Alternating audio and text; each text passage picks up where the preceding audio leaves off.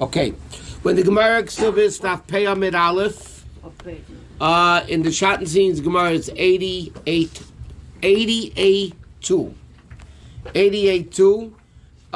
It's 2, 4, 6, 8, 10, 12 lines in the top of the page. Pei Amid Aleph. Okay, the last thing the Gemara, this is a continuation of the Gemara, that, you know, a guy spent money in his wife's property and he ended up not making any money and then he divorced her. What do you get? You get back the expense. Once he ate profit, he gets back nothing. That's what the Gemara was saying until now. But now the Gemara tells a story. There was this woman, the Nafle Abba Me'ezuzah Bechazoi. She had as an inheritance 400 zuz, was cash, in fact, in the city of Ben Chazoi. Okay, that's the name of the city where she inherited this 400 silver coins. What page is this again? 88A2. 88A2. 88A2. What happened? Other Gavra, her husband went.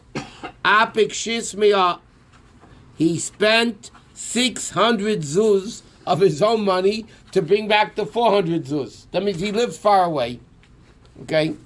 That's where she got the money. So the husband spent 600 zuz to get back the 400. What did he think? They'll invest it and, we'll make money on the deal. Because when he was coming back home, it's Nechlechat Zuzah. He needed one more zuz for the expense. In other words, he spent 600, but he needed one more zuz. So what did he do? Shako minayu. He took it from the 400 zuz of the inheritance. You got the picture? She inherited 400 zuz. This guy spent $600 to get it. Oh, man. And then when he came back, he needed one more zuz.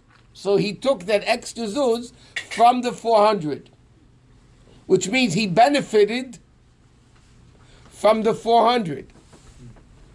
Right? Okay, so what happened? Also, and then he divorced her. Right after that, the guy divorced his wife. Okay? So now the shaila is, he wanted compensation for the $600 that he spent getting that money. Right? Because he invested 600 to get the 400, but he ended up getting $1 from the 400. And then he divorced her. So the Gemara says, he came before Ravami. Ravami said, Masha haitzi u'masha ochal ochal. We learned it before in our Mishnah. The money he spent, and what he ate. Meaning, because he ate from the field, what does our Mishnah do? In the Mishnah we learned last week.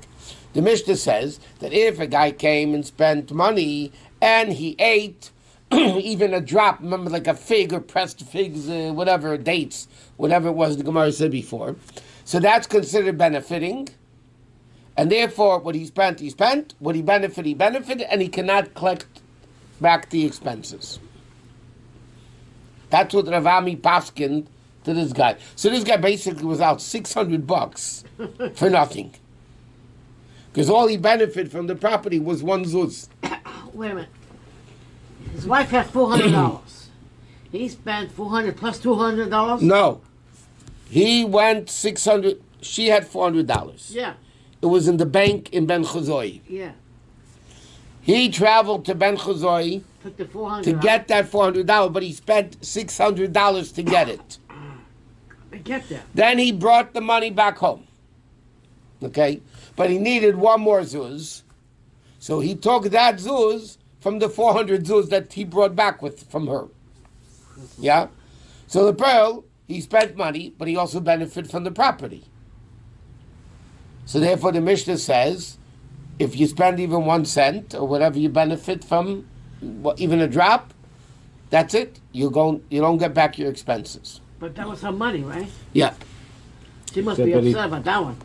No, she keeps the 400 zuz. She gets the So if 400. you put back the one zuz, you can get his expenses back? Yeah, but it's too late to put it back because we already benefited from it. It's like the Gemara says in Seit and other places also. You want to know what a real, to paraphrase the Gemara, you want to know what a real mamzer is? The Gemara says that if you have 200 zuz, you're not allowed to take tzedakah. But if you have 199 zuz, you could take $1 million tzedakah. Okay? So what's the Gemara said? What's a mamzer? He comes over to the guy that has $199. He gives him $1. Then now he shouldn't be able to take the tzedakah money. And then here it's a little similar. It's a little reversed though. The guy took $1 from her 400 zuz that he spent $600 to get, and therefore Rav Ami said, our Mishnah says you get nothing. But the Gemara is not finished yet. Amle Rabban Rav Ami, but Rabban said to Rav Ami 1 minute. That's not a similar case to our Mishnah. Hani Mili, our Mishnah speaking, Hecha de Ka'ochel Peda. What's the case of our Mishnah? A husband spent money, and he benefited from the fruits of the wife's malug. Here he didn't benefit from the profit, he benefited from the principal. The $400 is principal that he's supposed to invest and make money. So the Gemara says, how are you comparing this to our Mishnah?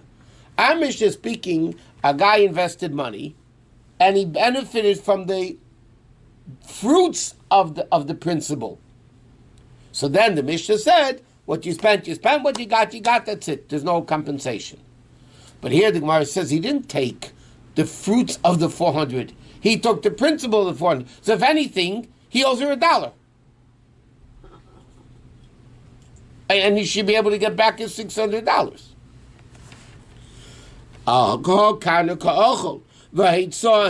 And that was expense.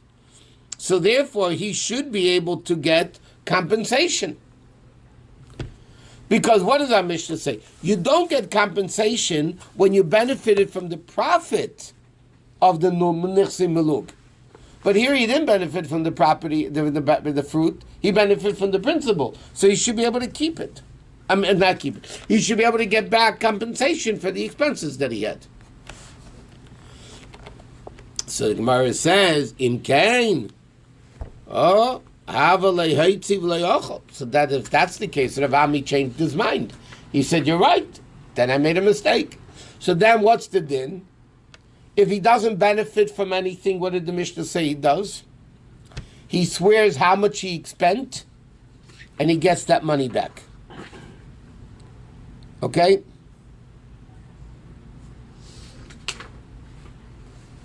Now, Lepoil, if he enjoyed the fruit of the $400, he wouldn't get back anything.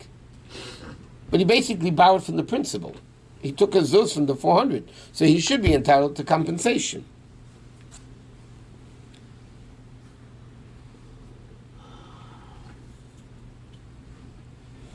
Okay, so Lepoil, his expenses were 601 zuz. I just don't know one thing, though. I don't know if he's able to get more than the 400, though. He might be able to get up to the 400 for the expense, but I can't imagine her having to pay money out of pocket to give him more than the 400.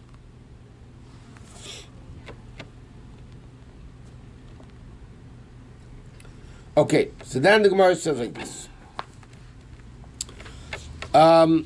Ella, so what did Rav Ami change his mind? Rav Ami said the following. So if this is the case, he never benefited, all he did was spent money. Therefore, what does the Mishnah say? He has to swear, kama haitzi, he has to swear, okay, how much he spent, and he can take compensation.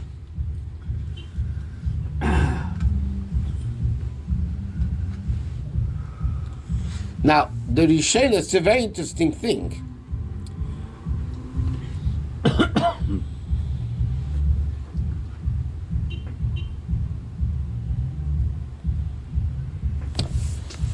The Rishonim ask, it's a very interesting concept over here going on, because if a guy spends money, normally it's speaking the guy made the property better.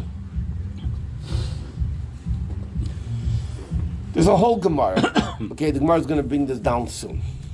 I come into your field without permission. And I better your land without permission. I'm not a sharecropper. I'm not nothing. I come into your land without permission, and I step in making your land better. Yeah.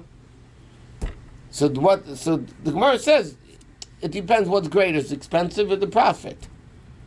Sometimes you only get back your expenses, right? But that's only when I bettered the property.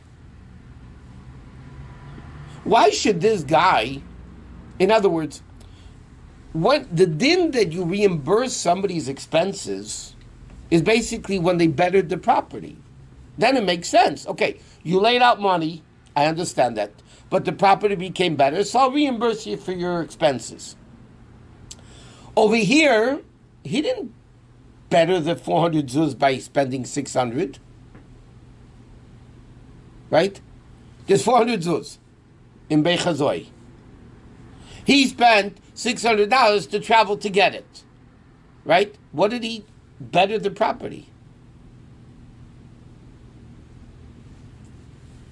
He retrieved it. Oh, so the Rishonim say we must say the case is the money wouldn't have been worth anything if he didn't get it. So then he did do something for the property. No, it's available. You can use it. Huh? No, it's available. Yeah. He was able to get it. Can you imagine? I have a plan to go into your property without permission and better it. Yeah? So I spend a plane ticket $500 to fly over to your property. I didn't do anything to your property. You have to give me back $500. I'm like, what did I do to the property? It's like putting money in a savings account. Once it comes to zero, they start charging you money. Right. So the Rishonim answer that Lebel, therefore the Rishonim explain that increase without his efforts, it would have had she wouldn't have been able to retrieve the money. So if that's the case, then Itaka did better her property. Because she wouldn't have gotten even the 400.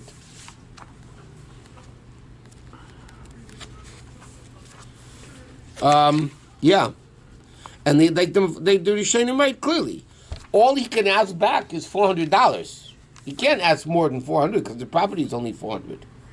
He can't ask for the $600 that he spent. Because that doesn't make sense that she should have to pay him out of pocket 200 zuz. Even though his wife sent him to go. His wife didn't send him necessarily. No, but if she did, then would be a different case? No. No. Maybe travel first class. I don't know. White horses. Instead of donkey. Okay. But the Rav Ami just concluded, by the way, he said he has to swear how much he spent, and then he could take the money. You can't just say, I spent it without prove it. I mean, you have to... So if he has receipts, it's interesting. If he has receipts, we learned in the Mishnah, then he doesn't have to swear. The case, when does he swear? When she doesn't know and he doesn't know. They both don't... I mean, he knows how much he spent, but she doesn't know how much he spent. So how are you going to do it? So he swears and he takes. Remember the Mishnah we're learning, normally you don't swear and take. You swear and get out of payment. But in this case, the woman can't swear because she doesn't know how much she spent. So he has to swear how much he spent and he can take the money. If he didn't want to divorce her, would be different? Or if he didn't divorce her... He spent 600... No, if he didn't divorce her, he takes the money, invests it, and gets the profit. Maybe it's worth it. For him, that's why he did it. Lepel, he ended up divorcing her, which wasn't too smart on his part. They got into an argument over this. Whatever, he divorced her. Over the zoos. Yeah. But if he didn't divorce her, then it's not an issue because he takes the money, invests it, buys land, whatever, like the Gemara said before, and that's So it. what about the extra 200 that he spent? He's out. He's lost? Yeah.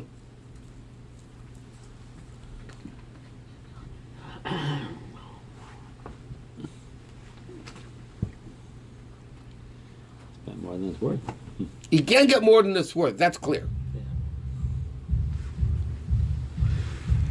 Okay. Now, next piece of Gemara. Sorry. What? I know people, they do crazy things. Someone told me he has spent $400,000 with the lawyers to get $400,000 back. To get $400,000. Someone owed him to $400,000. They end up spending $400,000. Yeah, but that's Then he not. goes, It wasn't for the money. It was to prove that he's right and the guy's wrong. That's what he wanted. I know people spent more money and didn't get anything back. You know, it's, Do crazy things. Divorce lawyers will tell you that sometimes people in a divorce, they fight over stupid things on the table that they're fighting over. They'll spend thousands of dollars on a lawyer and the thing's worth $100. It's just principle or an inheritance. sentimental value, whatever it is. That people do crazy things, we know. you don't. Okay, then the Mishnah said like this. Yeshava Kamahitzi, the Mishnah said if the guy spent money and didn't consume anything, so then he has a right to get back his expenses. But the Mishnah says he has to swear and then get it. Amar Ravasi, so Ravasi said, that's only if there's improvement, like we just said now.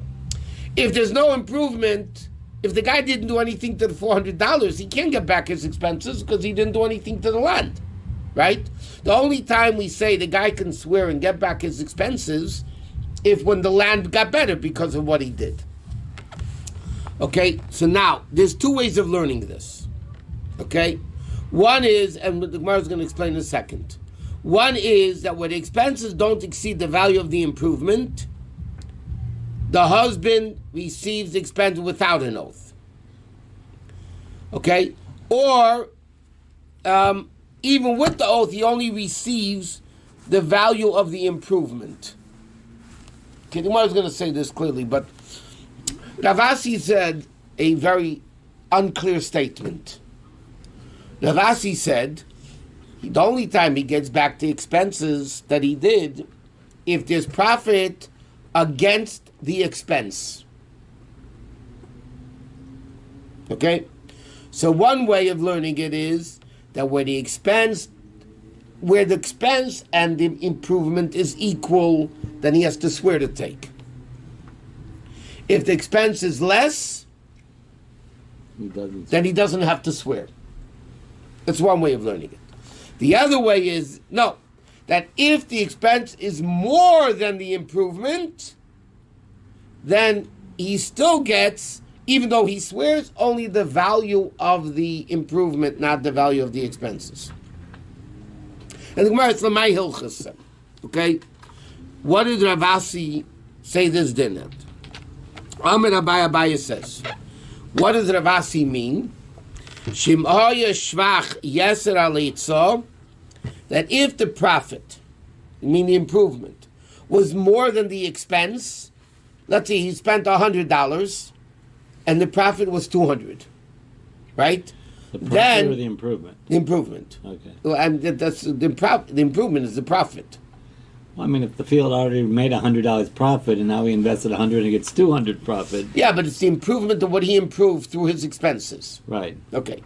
So he says, Imaya shvach, the shvach, yeser alitzo, if the improvement was more than the expense, meaning he invested 100 and improved it 200, neitel seitza b'lei shvua.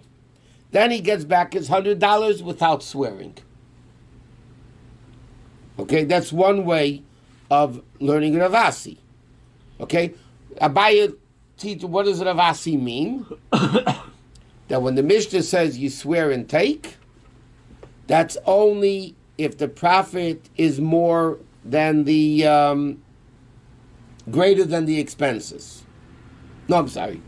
That if the profit is more than the expenses, then he takes the expenses without swearing. But if it's the amount of the expense and improvement is the same or more, then he has to swear. Then he has to swear how much he spent. But if the expenses, he says, I had $100 expenses, and the improvement was 200, okay, then he just takes the 100 without swearing. That's the way Abaya learns Rav Asi's din. Amalei Rava, so Rava said, what he couldn't? The guy will lie. If he doesn't have to swear, he'll lie on the expenses. According to Abaya, if the improvement was 200, yeah, and the expenses was 100, he can get back the expenses without swearing as long as it's less than $200, yeah? So Rava says to Abaya, I understand what you're saying. The guy could have had $100 expenses, and he'll say $199 because it's still less than the improvement. And according to Abaya's ruling of Rav Asi, it means as long as it's less than the improvement, the guy will take without a shvur. Right? Now, people are afraid to swear falsely. There's something about swearing Hashem's name and spooky, and people don't swear false. But lying, everybody lies. So Rava says, Tabai, you're really not interpreting Rav Asi correctly. Because if you're interpreting Rav Asi, that any time the expense is less than the improvement, right? He takes without a shvuah. So then, if the improvement was $200, the guy will say it was $199 expenses. And what's going to happen? He'll rip the guy off. He'll lie. You can't say that. Of course, he has to swear in that case, because if not, he'll lie. You ever go to contractors and they start giving you a cheshbon of their expenses? Yeah? It's much higher than it really is. Right? Hello? Yes. Okay.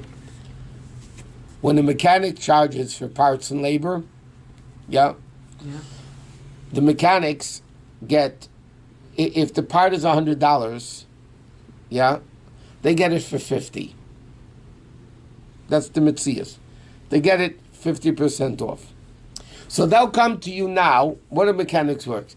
They say like this: parts $100, yeah, and labor whatever. The part didn't cost them $100. The part cost them 50. Yeah, yet they're charging you 100. Is it legal or not? I don't know, but I mean it's legal because everybody does it. So They gotta make money themselves. it's accepted. Yeah, but they shouldn't. What it cost them, the labor they should charge you for, but not the parts. What are they making money on the parts for? So people always make expenses more than they really are. Yeah. So Rava says to Abaye, you're telling me if the guy's improvement was 200, as long as the expenses are less than 200, he can get it without swearing. Yeah. So of course he's going to hike up the expenses, make sure it's less than 200, and he'll take without swearing, and he'll get money back. Right? Yeah. So Rava says that cannot be what Rav Asi meant. So therefore, Elam Rava says like this: what it means is, okay, if the expenses were more than the improvement. Remember, until now we said expenses 100, improvement 200.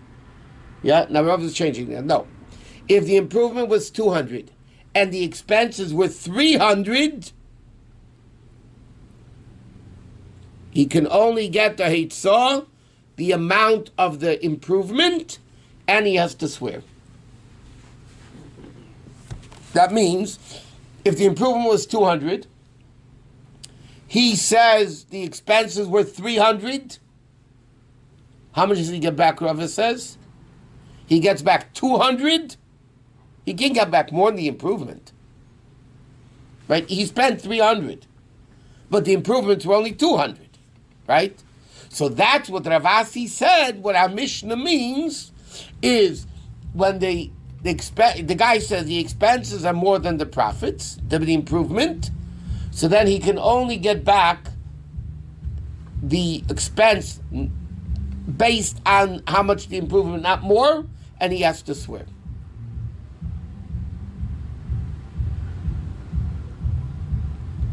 So that's how Abai and Rava argued with Ravasi meant, but it seems that the halacha is a grava, that when our Mishnah says that if the guy spent and didn't consume, he can get back the expenses by swearing, according to Rava, is only when the expenses were more than the improvement, right?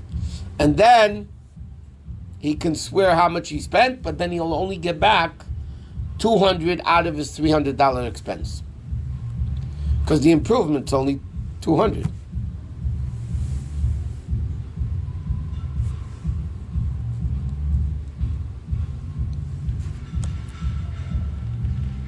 By the way, according to Rava, it seems from the Gemara that what happened in the first case, he said, the expenses was 100 and the profit was 2, the improvement was 2.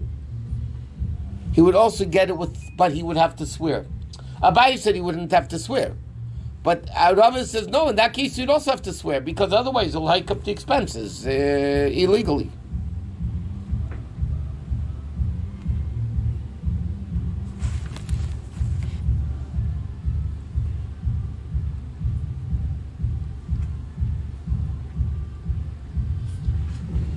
Okay, now starts like this. You know what an artist is? An artist is a sharecropper. Yeah? A sharecropper means I own a field, but I don't work it. I give it over to what's called an artist in Hebrew, or in Gemara Lashon, sharecropper. He works the field, he does everything. He gets a third, a half, a quarter, whatever deal we make up. So he works the field, and therefore he gets a percentage of the profits. It's my field. But you have that in business a lot. Yeah. Okay? So in the field it's called a sharecropper. In business it's called whatever. Okay? So now the question is like this. The husband, instead of working the profits of the field, right? The wife brings in a field. Nichse miluk. Okay? So the din is she keeps the principal, the field. The husband works the field and eats the profits of the field. Correct? Correct. Yeah, until he divorces his wife. Once he divorces, what he ate, what he spent, and they're done. What happens if the husband didn't work the field? The sharecropper worked the field. Mm-hmm. And after the sharecropper took some of the profit, the guy divorced the wife.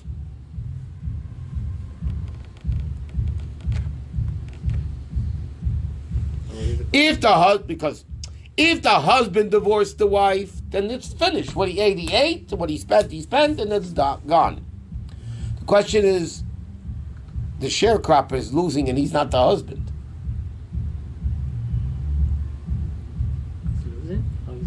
He worked in the field, had expenses, and he ate a little bit. Yeah? And then the husband divorces the wife. Before the season is over. Right. Before we harvest it. Before the harvest. Who is responsible for the him? So the question is the sharecropper instead of the husband, or is it instead of the land? Is he? Sharecropper has to get it from the husband. No, why? The husband made a deal with him. Yeah, but he says whatever the earth produces, while I'm boss, while it's mine, it's really not his, it's the wife's, right? He has usage of it. As soon as he divorces her, the usage is up. Has to do with the language of the contract. Okay, so let's see what the Gemara says. Ibarlo, the question was asked in Yeshiva. Baal Shahid Aris Tachtov, a person, the husband, brought down, instead of working the wife's fields, he brought sharecroppers into the field. What happens? After the sharecroppers ate a little bit of produce, the guy divorces the wife. So now the din, Maho, what's the din? Can the sharecropper demand part of the improvement of the field that he did even after the divorce?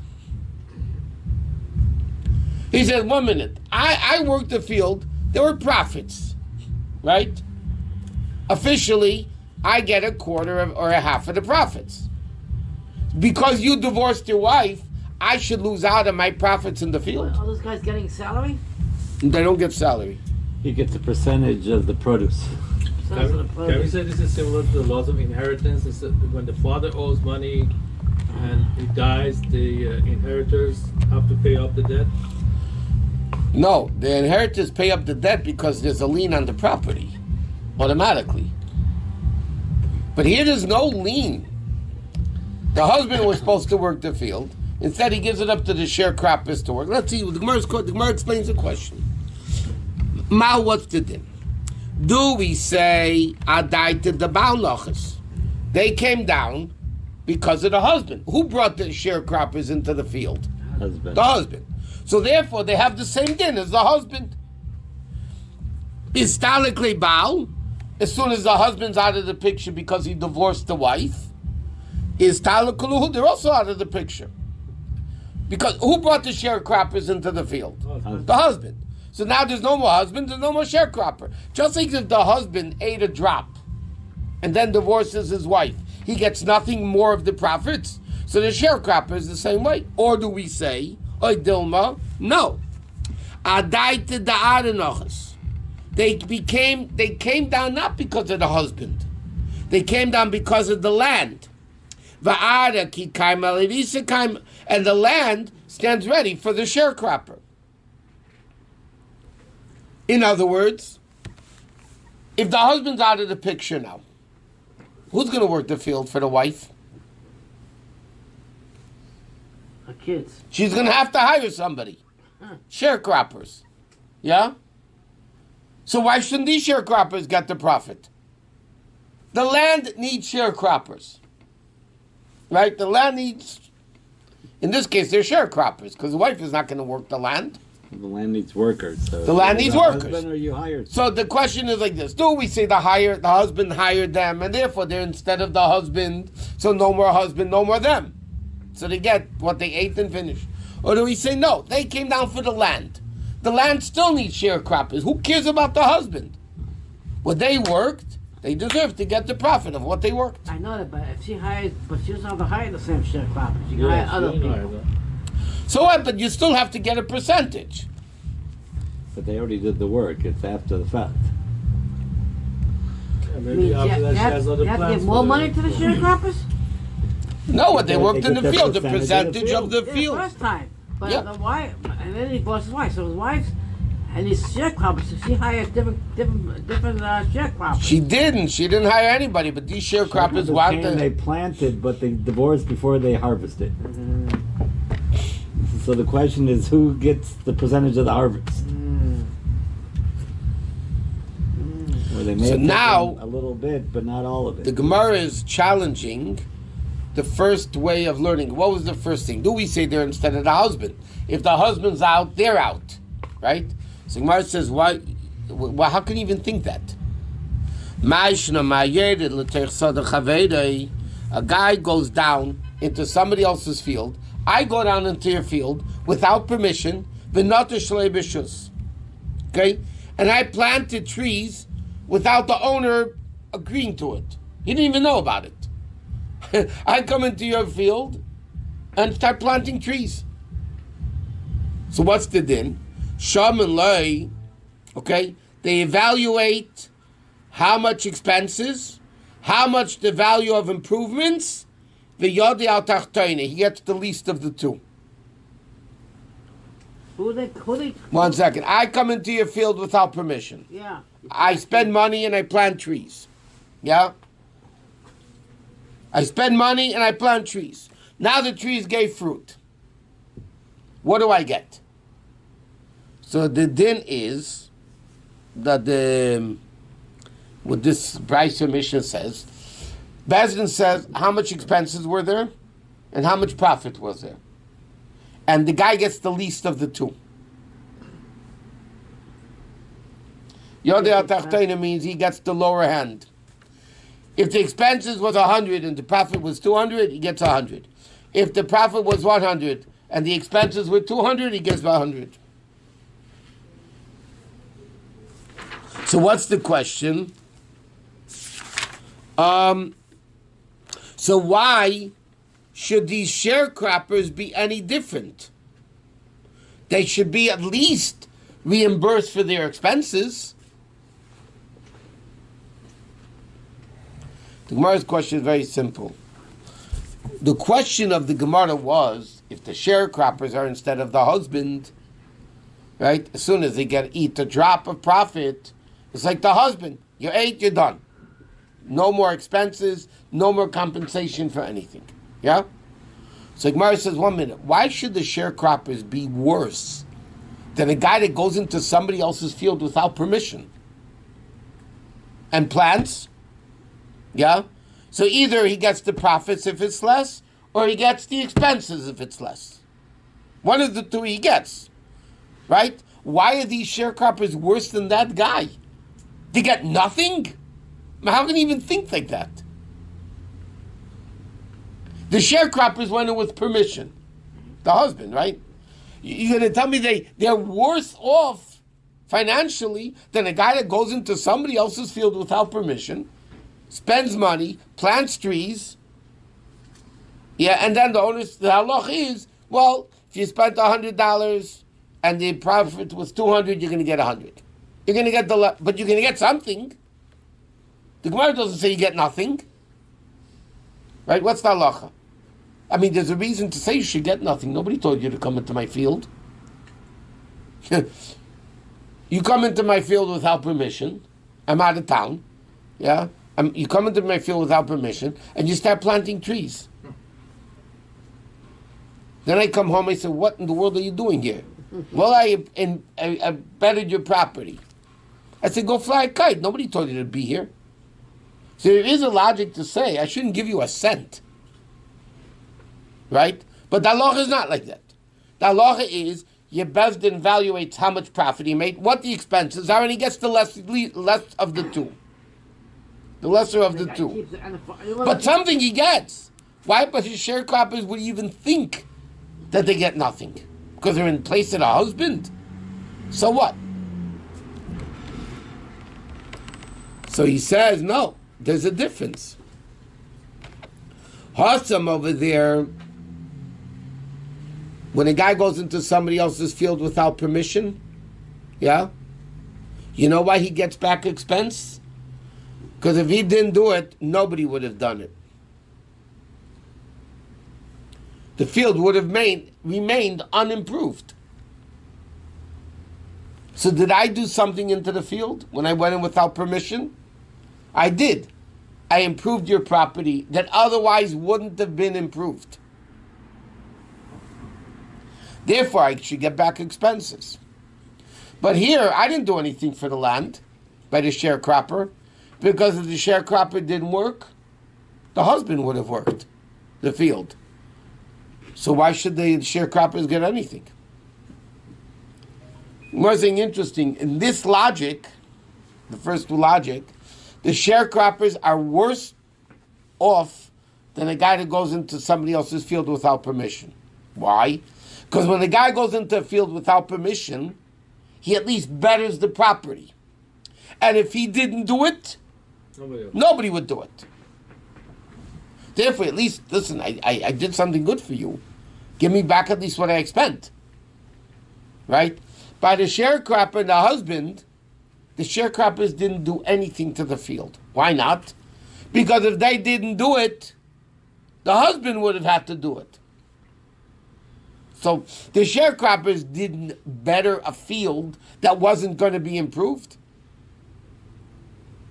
So therefore, maybe they get nothing. But the Gemara didn't answer the question, though. The Gemara's question still remained. Is the artist like the Baal, that he gets nothing? Or is he like the sharecroppers, that should get the thing anyway? So the Gemara says, my havala, what's the halacha? So the Gemara says, Ravuna b'reid Rav Yeshua chazinan. We'll take a look. Ibal Arisu, if the husband himself is a sharecropper, meaning he knows farming, yeah? That means the husband really is a farmer also. Istalik lebal, istalik lehu. So then if the husband's out, they're out too. Because they didn't do anything to the field. Because the husband would have done it. Right? If they didn't do it, the husband's a farmer. He would have done it. But ibal lavarasu. That means that he wouldn't have been able to work the field because he's not a farmer. He doesn't get it. Then they could at least... Then they should get back at least their expenses.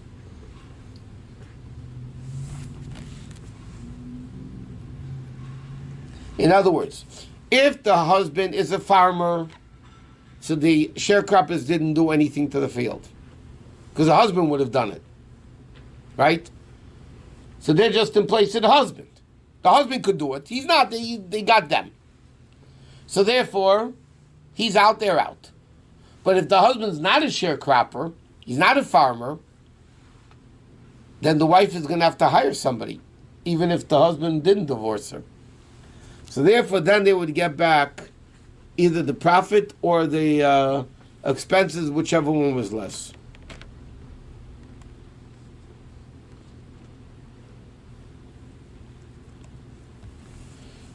Now the Gemara asks another interesting question, which is much simpler. The wife brings in nichsim milug, she keeps the principal, he keeps the profits, the fruit, yeah? Can he sell the fruit? I don't mean the fruit that he gets, that's his. Can he offer somebody to work the field and get the fruit? Or no?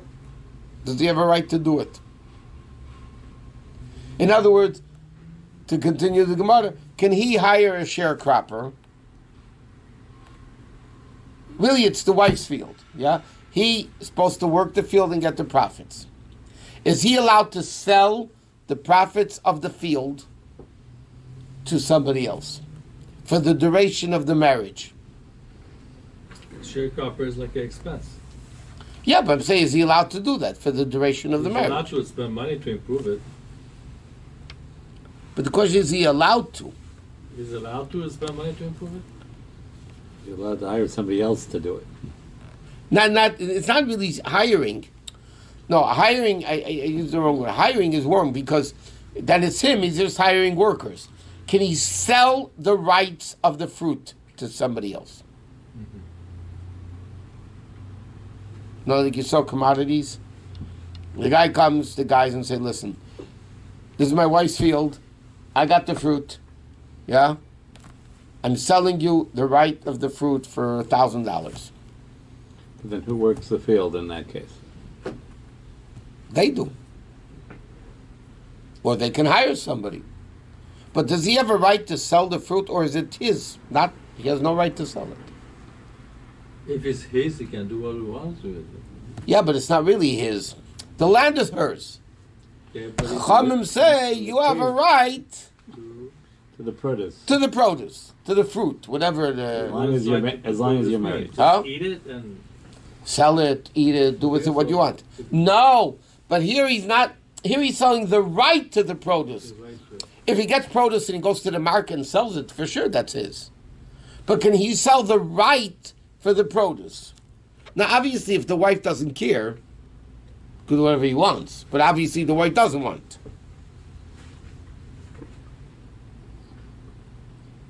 yeah, as long as he's in Like he charge. said, the terms of the sale were the buyer will work the field, and his produce will be his. The worker.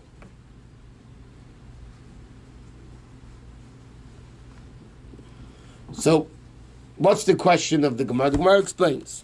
Mi amin do we say? Ma de konile akne.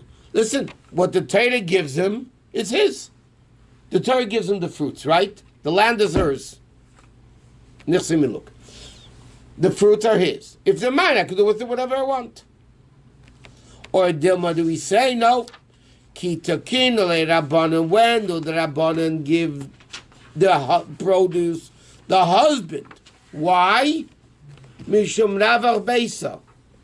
Because then the house, in other words, when the husband gets fruits, he'll share it with his wife. Right? So there's more to the house. So if he sells it, he gets the money he spends in it. No, he's not, because you don't know how much profit he's going to get at the end. They didn't grant him the rights. In other words, like this. He explains it, I'm paraphrasing Rashi, he says at the bottom here. When the Chachamim granted the husband Melug rights, they did so with the expectation that the produce would find its way into the home. They hoped that in this way, ensuring plentiful supply of food, the husband would be generous with his wife. Okay? Now, l'cha'era, what you asked, although the household will also benefit from the profits of the sale, if he sold it, that's not what the Chum had in mind. They wanted a steady income from the field to take care of the wife. Just think about it for a second. Why did the Chacham give the husband the fruit? Why? So that he It's would her work the field. So that he would work Woman, the it's field. her field. Yeah? She brought it from her parents' home, inheritance, whatever. Why in the world did the Chacham give him the fruits? What's the logic behind it? The family. So he would work and Because of share with her. Babashtis, the reason is he's going to work the field. There will be a steady income. Things will be good. Yeah. So therefore, they never intended that he should sell the rights and get a one-time sum that's going to, who knows what happened to it? There's no steady income. Or do we say, no, yes, that's the initial reason why the Chachamim gave him the fruit, but the bottom line is, it's his. He could do whatever he wants with it. And that's the Gemara's question. Do we say he could do whatever he wants with it because it's his? Or do we say, no, the intent of the Chachamim that he should have it is to bring a steady income into the home, and this is not going to happen. So, it's interesting. It's two answers. Yehuda Mar by Mereima Mishmei Rava Omar. Yehuda Mar, the son of Mereima, said in the name of Rava, Masha'asa Asri. What was done is done. Meaning, the sale is valid. La Papa Amar Mishmei Rava, Loi Asa V'Loi Klum. It's worthless. So two people are arguing what Rava said. The first person, Yehuda Mar ben Mereimar, said in the name of Rava, the sale is valid. And the other person says, no, Rava said it's not valid. The sale? Yeah, he can't do it. To sell the rights to another Oh, person. to sell the rights.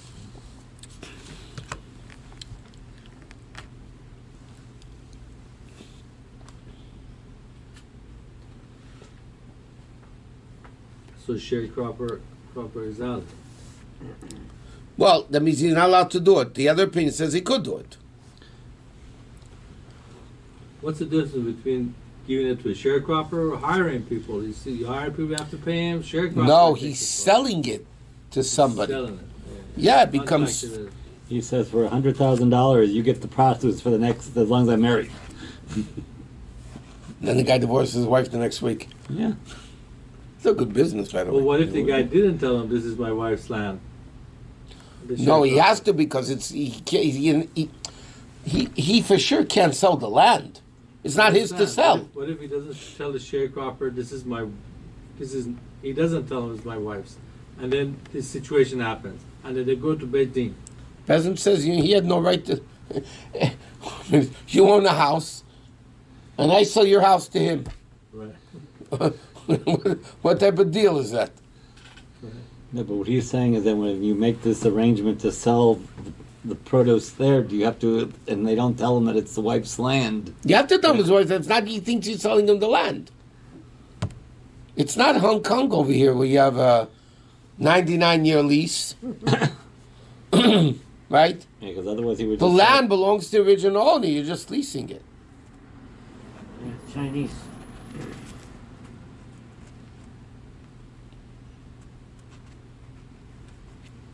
So So Rava says both things. what Papa said. So 1 minute. So that Papa says Yehuda Bar Merema made a mistake. Rava said like I said. But there was a case that happened and he misinterpreted what Rava said. That means really it's not a good deal. This that Merema said it is a good deal is he misunderstood another situation that came to Rava, and the parallel wasn't a similar scenario. Okay, so what's the case? Case is like this. Now here to listen to this. There was this woman. He brought into the marriage, she brought 2 maidservants. Okay? Now, the maidservants are hers, but he can use them. Right? That's the profit. Also, Gavin and also Itzachrit. So what happened? The husband married in the second wife and gave the second wife 1 of the 2 slaves to use. Got it? The wife brought into the marriage 2 slaves. The husband married another woman and gave that other second wife 1 of the 2 slaves. What happened? Also, the Rava, so the first wife came to Rava, Tzavcha. She screamed at him. She was screaming, my husband wronged me. Who gave him a right to give my slave to the second wife? Lo yashkech bey. Rava ignored her. Rava ignored her. Now, just think about it. You might think this is the case over here. The husband sold the fruit of the Nichsim Miluk. And Rava ignored her. So he said that means Rava holds it is a good deal. He was allowed to do it. But he says, Man the Chazid, the one that saw it, because he thought Rava said, Masha also, what's done is done, meaning the sale is valid. Volehi, but that's not true. That's not why Rava ignored her. That's not why Rava said the guy has a right to give the maidservant to the second wife. Mishum Ravar Beisa. He says like this. Normally the reason why the husband can't sell is because you want profit in the house. Right? But in this case, the second wife's maidservant still makes the house better. They're living in the same house. Right? But sometimes they have different houses. No. Speaking of the same house, that was the case. It was the same house. So the second wife, the second slave to the second wife, also did household chores. So the house gained. So therefore he was allowed to do. The Hilchasa Naloch is like this. Baal Shemacha Karka Lepeiris Le'osav Le'klum. So the maidservant is a fruit? Yeah. The work of the maid. The work of the maidservant. Okay, we'll leave it here. The Gemara now goes.